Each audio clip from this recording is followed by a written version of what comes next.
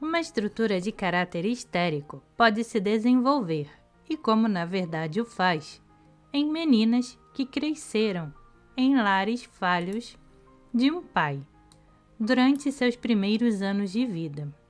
É evidente que em lares assim a figura masculina nunca está inteiramente abolida, seja física, seja espiritualmente, mas a ausência de um pai determina que desconsideremos o conflito de Édipo como o único fator responsável. Os demais fatores se derivam da atitude negativa perante o sexo da nossa cultura. Nela estão a frustração da masturbação infantil, a restrição sobre a brincadeira sexual entre crianças, a regulação da curiosidade sexual infantil e etc. A criança em desenvolvimento encara o fato de ser a realidade da vida social antagônica aos seus impulsos sexuais. A criança reage à situação de modo semelhante à frustração do impulso sexual advinda do pai. Dependendo da severidade desta frustração, a criança reprime a sensação genital até a puberdade. Entre os casos mais severos de rigidez que pude encontrar, contam os de meninas que passaram sua infância em conventos. A falta de privacidade que impede a continuidade da masturbação infantil, bem como uma disciplina severa, baseada no medo e na separação dos sexos, criam uma situação extremamente frustradora para a criança. A criança não experimenta como uma negação da genitalidade a frustração do impulso sexual. Fluindo diretamente do coração para os genitais, o impulso rejeitado é vivido como uma rejeição de amor. Este é o motivo responsável pela profunda sensação de sofrimento. Na verdade, está correta a percepção da criança, já que o amor, que não se manifesta em contato físico, não satisfaz as necessidades básicas de um organismo. Todo contato físico entre pais e filhos é experienciado como contato sexual pela criança. É somente após ser rompida a unidade entre sentimentos ternos e sensações genitais que a relação entre pais e filhos perde seu caráter sexual. Tendo sido ferida ao expressar seu amor, a criança aos poucos vai aprendendo como diminuir sua vulnerabilidade a tal dor. Consegue isso se enrijecendo como se dissesse: não vou me deixar levar por meu amor por você. Sendo assim, você não pode me machucar com sua rejeição. O orgulho é a atitude que expressa esse sentimento. O enrijecimento se dá nas costas, da base do crânio até o sacro. Como parte do processo, o pescoço fica duro, mantendo a cabeça muito ereta.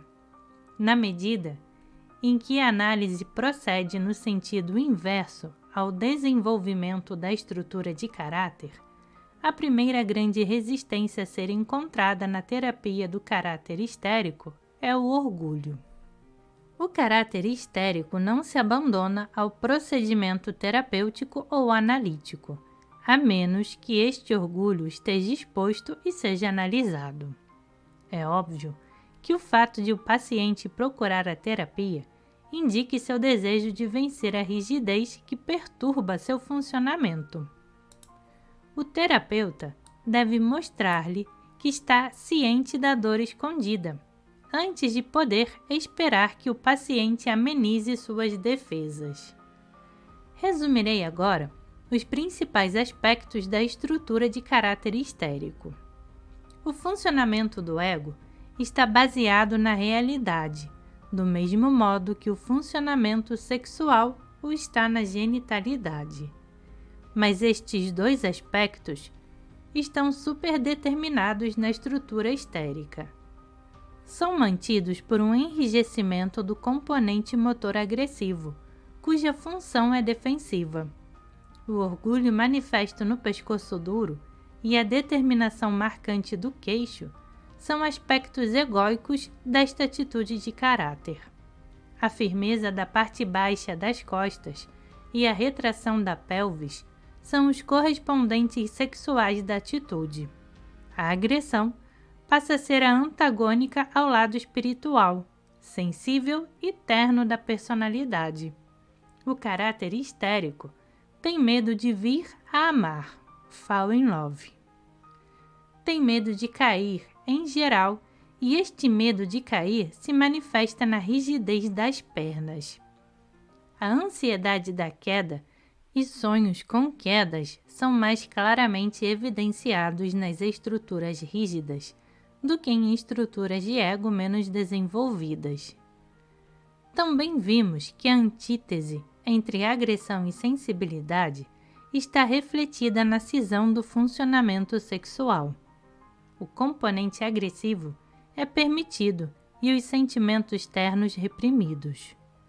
O caráter histérico é capaz de descarregar, ou seja, de atingir o clímax. Se a rigidez é muito acentuada, fica bastante reduzida a quantidade de sentimentos. Dado que a agressão é usada defensivamente, não se trata de franca agressão sexual, mas de provocação sexual do homem. A predominância da agressão no funcionamento sexual é um fenômeno da puberdade. Precedeu um período de maior ou menor latência sexual, no qual era verdadeiro o oposto. Os sentimentos ternos dominavam a personalidade. O típico comportamento masculinizado das meninas pré-adolescentes pertence a um tipo de estrutura que denominamos masculino-agressiva e que corresponde a um tipo misto. Dentro deste amplo repertório de respostas, existem diferenças individuais que determinam o caráter específico de cada pessoa. A persistência de traços orais, derivados de privações precoces, é facilmente discernível. No caso discutido como ilustração deste tipo de caráter, a interpretação da expressão da boca pode ser efetuada tanto no nível oral quanto no genital. Expressa um traço oral dentro de uma estrutura genital. De modo semelhante, podem ser encontradas tendências masoquistas no caráter histérico. Não devem, contudo, dominar o quadro, porque então teríamos um caráter masoquista. A rigidez pode ser tanto leve como severa. Isto dependerá de quanta agressão a criança tenha sofrido ao atingir a fase genital de seu desenvolvimento e do quanto de frustração que tenha suportado durante este estágio. A oralidade e o masoquismo são tendências que diminuem a agressão disponível. A rigidez imobiliza a agressão, fazendo com que sirva a uma função defensiva.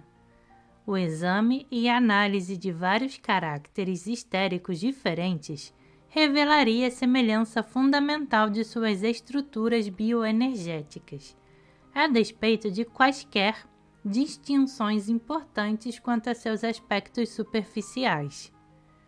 Uma mãe ainda jovem veio à terapia devido à sua falta de satisfação e felicidade no relacionamento com o marido.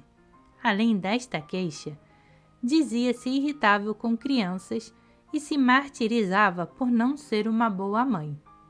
São queixas vagas, mas perturbadoras o suficiente para terem motivado um estudo sério dos seus problemas. Tinha uma conformação miúda e delicada, mas sua cabeça era grande e sua fisionomia expressiva.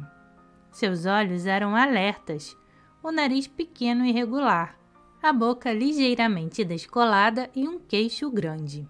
Um pescoço pequeno unia esta cabeça a um corpo mignon, razoavelmente bem proporcionado, a não ser pelos ombros, notadamente estreitos. Menciono estes detalhes de sua aparência física porque me impressionaram de imediato, quando a observei deitada no divã. Parecia-se com uma boneca de confeitos, como as que podem ser vistas em Coney Island. Não só eram estreitos os ombros, como eram mantidos apertados para frente, de modo que, ao se moverem, davam a impressão de girarem sobre encaixes artificiais. De um certo modo, as pernas também causavam a mesma sensação.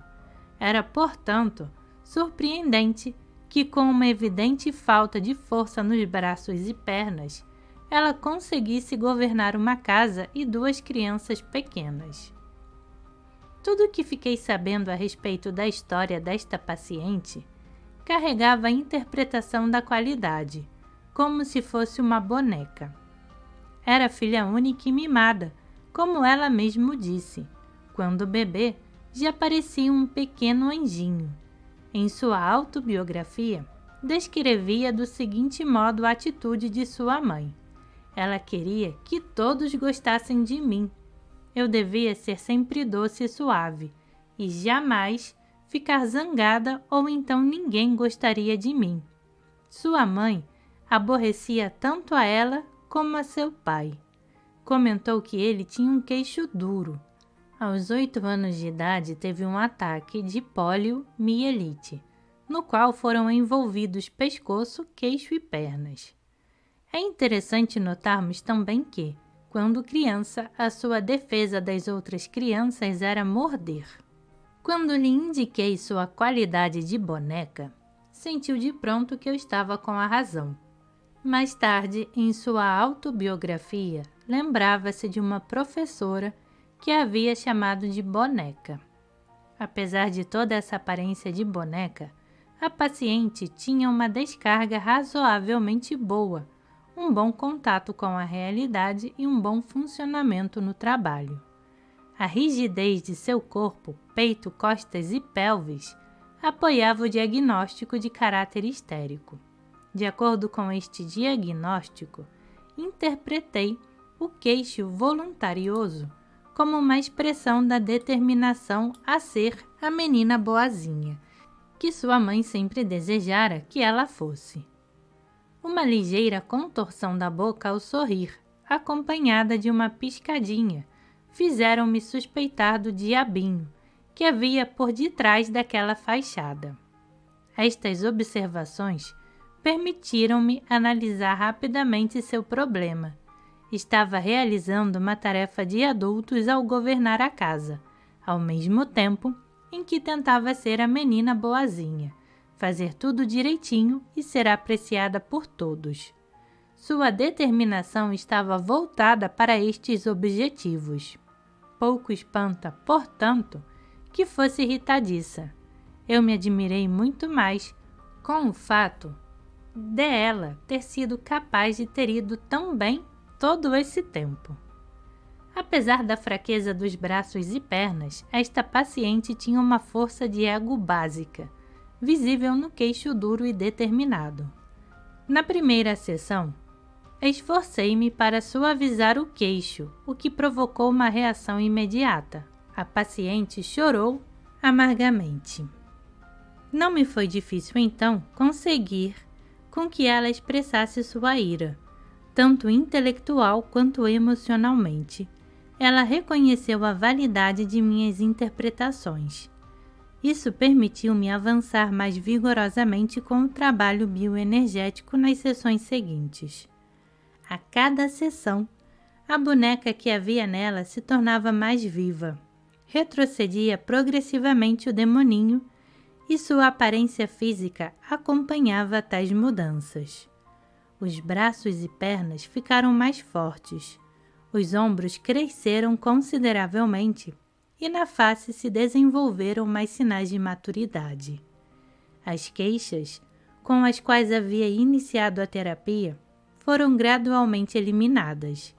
Durante o decorrer do trabalho, expôs-se e analisou-se sua atitude histérica com respeito à sexualidade e ao sexo masculino. Enquanto esta paciente, com toda sua estrutura histérica na forma de boneca, foi bastante tratável pela análise e técnica bioenergéticas, o caso da moça mencionado em um dos capítulos anteriores com um caráter do tipo manequim, provou ser muito mais difícil. Um dos elementos mais proeminentes era a qualidade na pele do rosto desta última paciente, indicativa de uma força muito mais débil do que a existente no caso acima discutido. Manequim ou boneca. A qualidade sugeria um museu de cera, o que foi confirmado por um gesto óbvio, o de fazê-la deitar-se de costas, com os braços cruzados sobre o peito. Só estava faltando o lírio. No entanto, também aqui, apesar da rigidez e da falta de vida, estamos a lidar com uma estrutura de caráter organizada sobre a base de uma função genital estável. Há dois aspectos muito interessantes neste último caso. Embora a paciente tenha atingido um ponto de descarga sexual razoavelmente satisfatório, este fato foi um desenvolvimento tardio. Enquanto adolescente, havia passado por um pronunciado e frequente período de atividade sexual de natureza genital. Era como se submetesse a quase todos os pedidos dos rapazes para se relacionar sexualmente. Nenhum destes atos sexuais levava a uma descarga satisfatória, embora ela não fosse rígida. Quando mais tarde ocorreu uma descarga sexual satisfatória, cessou sua promiscuidade sexual. Tenho notado essa mudança do comportamento e pelo mesmo motivo em um número de casos. Apoia a opinião de Reiche de que uma sexualidade satisfatória é a melhor garantia de um comportamento sexual naturalmente moral. Se se deseja interpretar a promiscuidade, devemos considerá-la como uma busca entre diversos parceiros de uma condição perdida, aquela na qual a pessoa experienciara o prazer da descarga sexual. Ao mesmo tempo, a promiscuidade sexual é sempre passiva e representa uma submissão que deve estar baseada no medo do parceiro. A continuidade da análise deste caso trouxe à luz lembranças de várias e violentas lutas corporais com seu pai, por volta dos anos da puberdade. Ele a compelia brutalmente a sair com rapazes.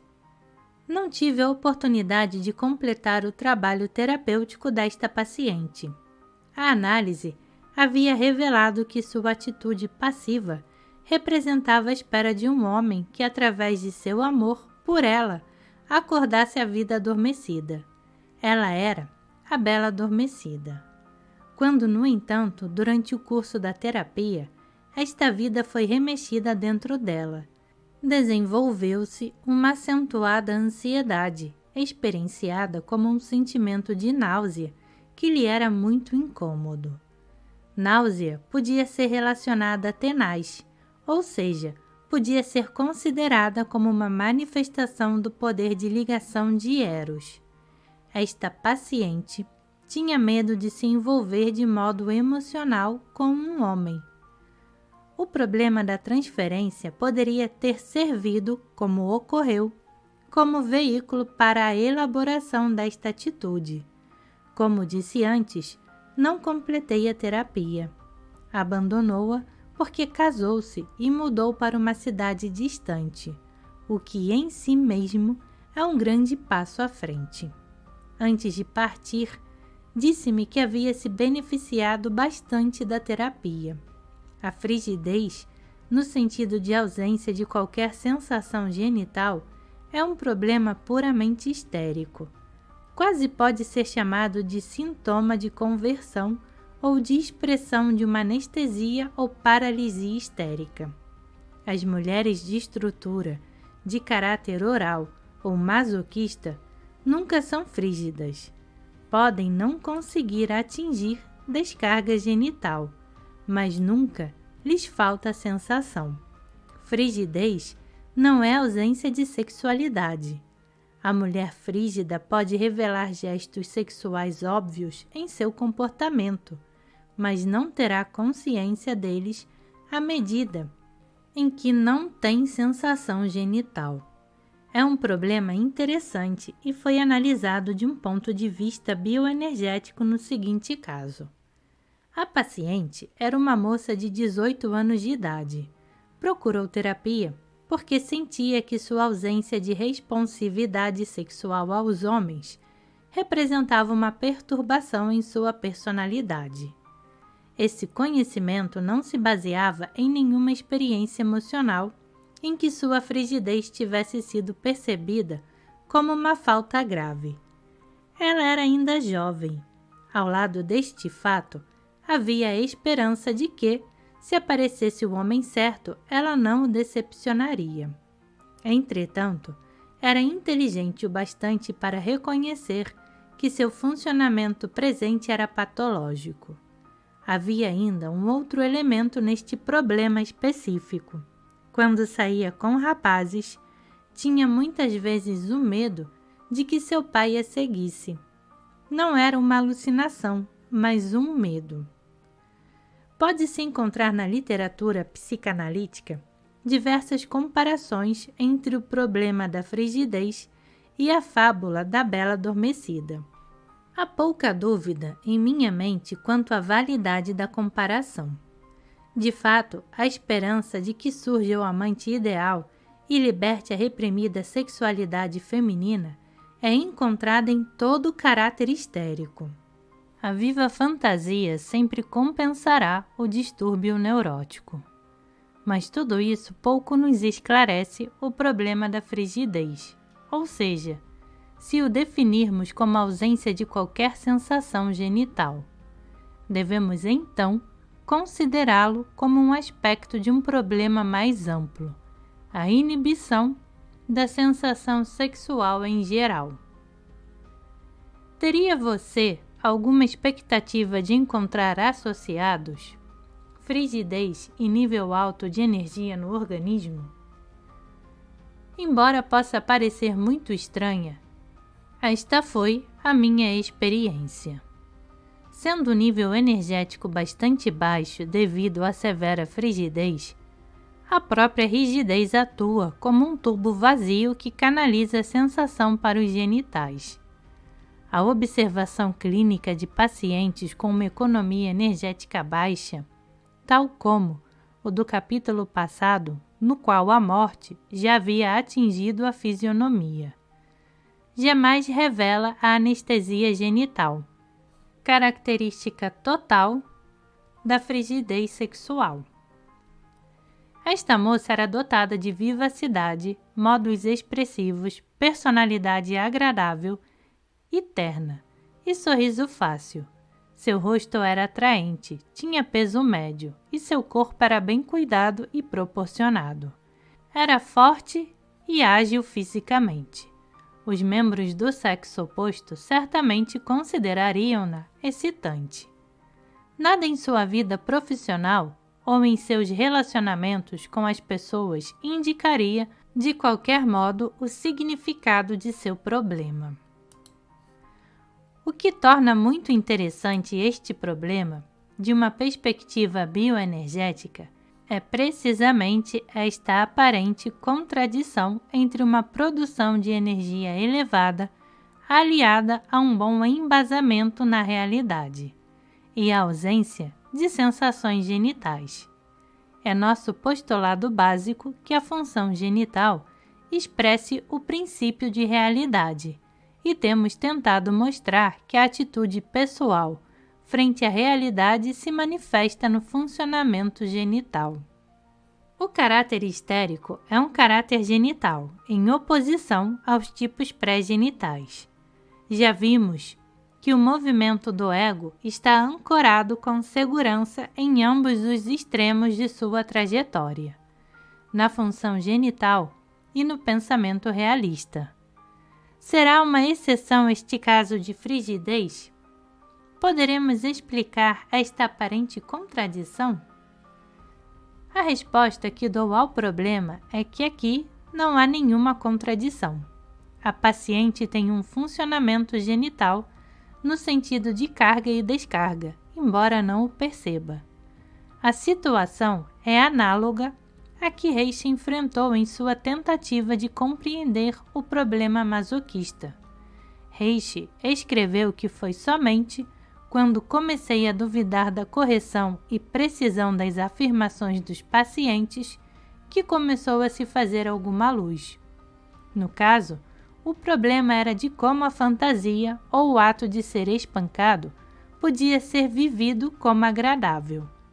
Apesar de todos os relatos em contrário dos masoquistas, nós aprendemos, continuando com a análise elaborada por Reishi, que a fantasia ou o ato de levar uma surra não é a fonte do prazer. Do mesmo modo, neste caso de absoluta frigidez sexual, a concordar com as palavras da paciente, devemos pôr em dúvida suas afirmações, bem como a possibilidade de uma frigidez total. Podemos concordar que, qualquer que seja a excitação genital que possa ocorrer, esta se vê reprimida aquém do nível de percepção consciente.